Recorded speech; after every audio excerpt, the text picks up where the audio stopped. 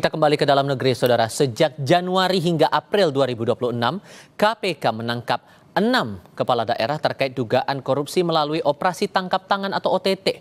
Menteri Dalam Negeri Tito Karnavian bilang kondisi ini sebagai fenomena yang disebabkan permasalahan kesejahteraan moral dan integritas. Tahun 2026 baru berjalan 4 bulan, namun praktik korupsi di level kepala daerah kembali berulang. Yang terbaru, KPK melakukan OTT terhadap Bupati Tulung Agung Gatut Sunu Wibowo pada 10 April.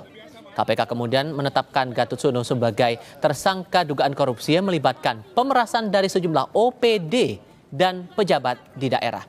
Menanggapi OTT terhadap kepala daerah ini, Mendagri Tito Karnavian bilang bisa jadi kondisi ini berkaitan dengan mekanisme pemilihan kepala daerah serta permasalahan kesejahteraan moral dan integritas. Ini beliau udah cari-cari ya. Jadi Pak Bupati.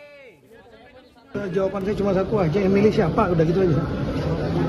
Yang milih siapa? Rakyat, ya kan? Artinya apa?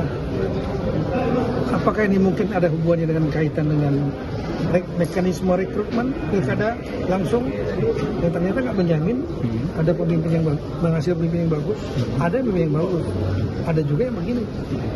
Nah kemudian yang kedua ya masalah kesejahteraannya, moral hazard, ya, integritas dan lain-lain.